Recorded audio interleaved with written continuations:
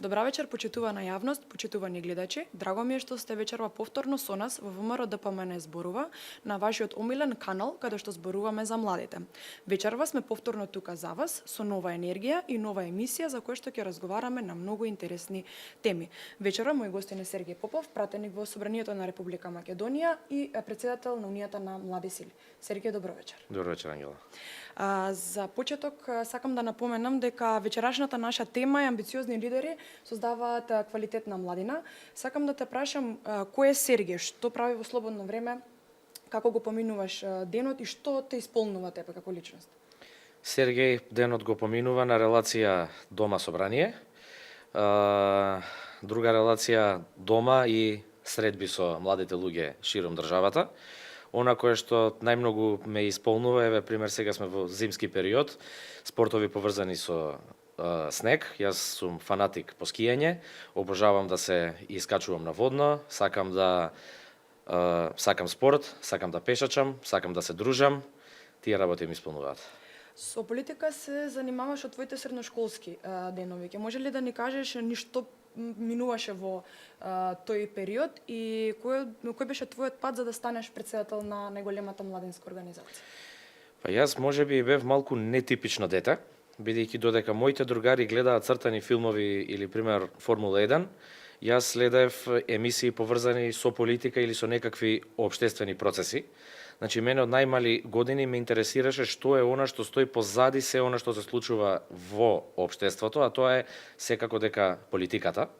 Понатаму јас по моето убедување сум конзервативен и сум десничар, па веројатно затоа мојот активизам и моето вклучување во општествените процеси се одлучив да го направам токму преку младината на ВМРО ДПМН. Тоа се случи во 2012 година, кога јас, уште во моите средношколски денови, влегов во Унијата на млади сили на ВМРО ДПМН и краток период потоа почнав да го предводам средношколското организирање во рамки на Унијата на млади сили на ВМРО ДПМН, потоа го раководев студентското организирање во УМС, па бев организацијски секретар на ниво на цел УМС, па бев председател на градскиот комитет Скопје на УМС неколку години, за пред 4 години да бидам избран за председател на Унијата на млади сили на VOA ДПМН и со оглед на тоа дека јас се градев низ сите скалила на ВМРО ДПМН постепено, би рекол дека она што дојде на крајот беше како јаготка на шлагот, она што би кажале, што ја добив честа и да ја предводам организацијата во која практично го дадов речиси целиот мој младенски живот и во која што вградив огромен дел од мојата енергија, на крајот добив прилика да ја водам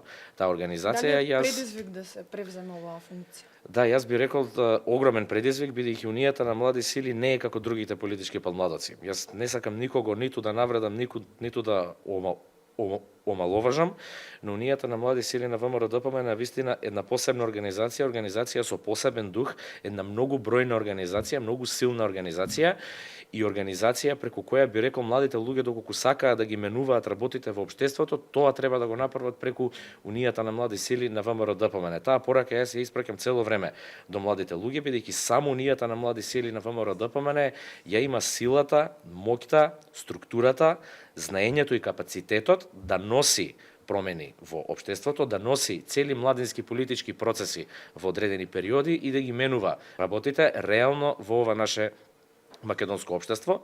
Затоа да се води УМС е огромна чест, но и огромна одговорност. Дали имаше момент на двоумење кога спремаше твојата кандидатура и визија за УМС?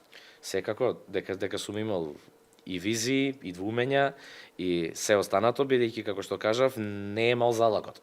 Очекувањата се големи, со тоа одговорноста е уште поголема, така да секако дека кај мене постоело двоумење, но на крајот победила желбата за промени, желбата да се предводи оваа организација и би рекол дека направивме и успешна работа, бидејќи откако ние дојдовме како раководство на Унија на млади сили на ВМРО ДПМН, како политичка партија, освоивме историска победа и на локалните избори, и на парламентарните избори пред 7-8 месеци, така да мислам дека сме биле една убава екипа која што ги носела промените во Македонија. Имаш долг период во твојот изминат политички живот. Кажи ми, дали си наишол некогаш на некакви конфликти, на некаква критика и како се справуваш со тоа?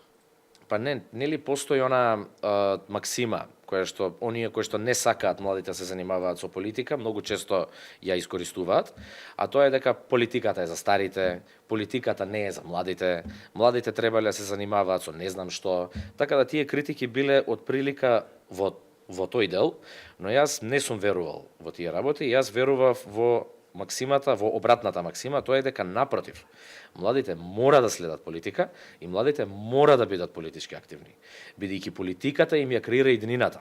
Дали кога ќе излезат, надвор клупите ќе се искршени или не, дали кога ќе отидат на факултет, факултетот ќе биде дигитализиран или не, дали кога некој криминалец ќе изврши кривично дело, тој се апси и процесуира или не. За се тоа е одговорна политиката. И доколку младите луѓе не ја следат политиката, за жал може да бидат изманипулирани. Така да тоа биле од прилика критиките, уште си млад, што бараш во партија, чекај да пораснеш, нема што да чекаме да пораснеме, бидејќи на 18 години ги имаме сличните проблеми како и на 58. Зошто да чекам да наполнам 58 години пред прв пат да почнам да ги решавам проблемите кои ме мачат мене и мојата околина? Треба да се делува сега и веднаш.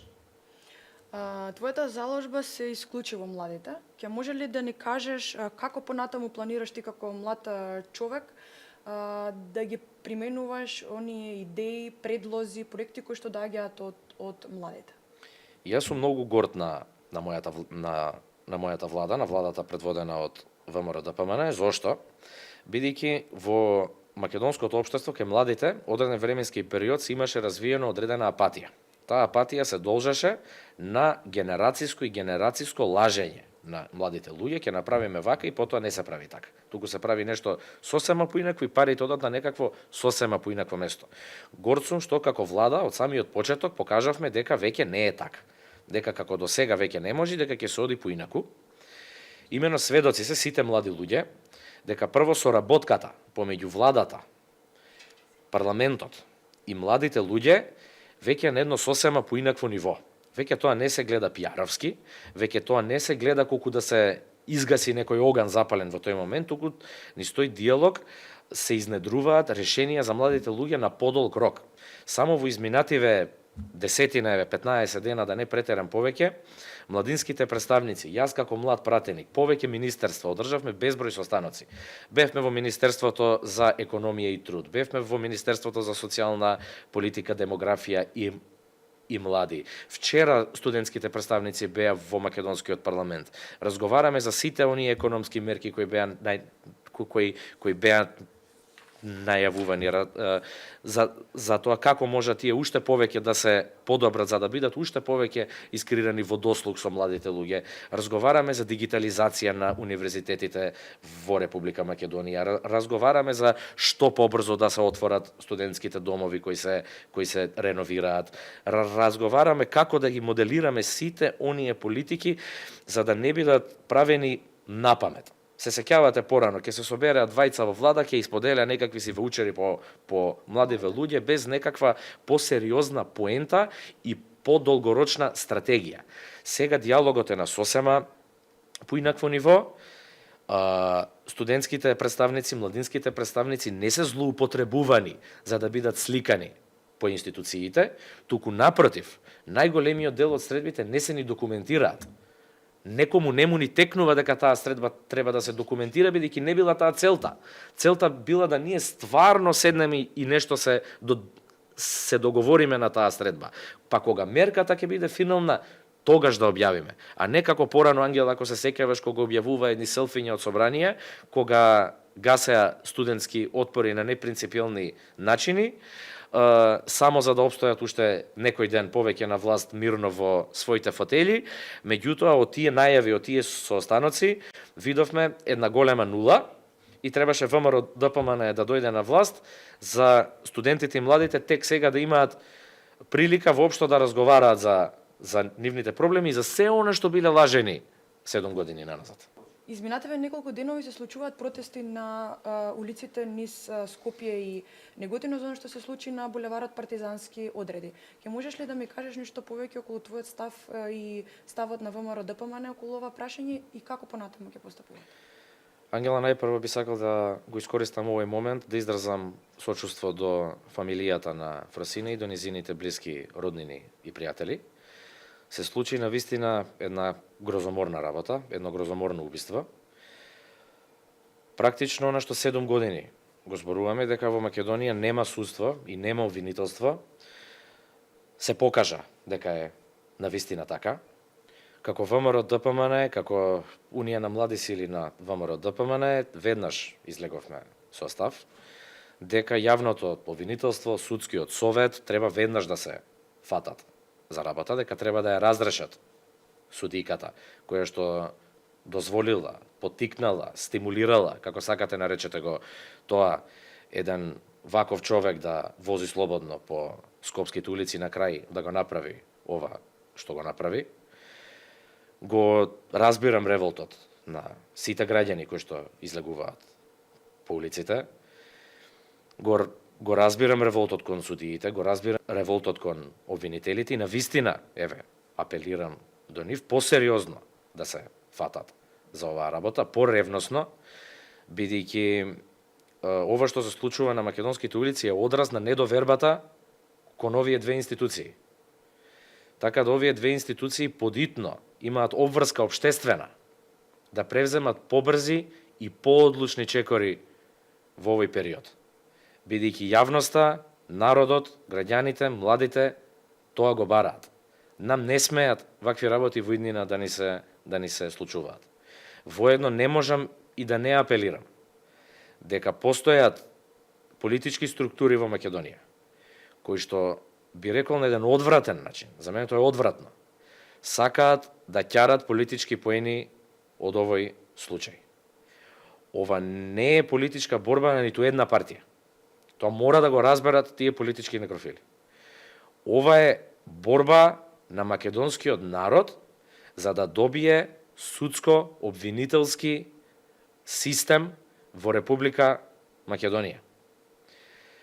МВР може да апси колку сака, доколку обвинителите не обвинуваат, а судиите не судат. Тоа е џабе. Така да, еве, апелирам јас како млад човек. Ова е и тема на младите најмногу изминативе денови. До судиите и обвинителите, и до судиката. Нека се докажува во иднина дали било законски или не било законски тоа што го направила. Но моралот е друга работа кај еден човек. Нека поднесе прва оставка од морални причини, за да види јавноста дека има таму тронка човечност, тронка емпатија, да видат луѓето, дека постои во тие судско-обвинителски структури тоа чувство човечко. А потоа, да, ќе има процедури и ќе се докаже кривичната одговорност или не кај конкретната судика. Но судскиот совет, самата судика и сите структури во судско-обвинителскиот систем мора да реагираат побрзо. Мора веќе да реагираат побрзо. Јас не знам што чекам. Ќе може ли да им порачаш нешто на младите и да им кажеш што е она што треба да го има еден млад човек за да може да предводи една ваква младина?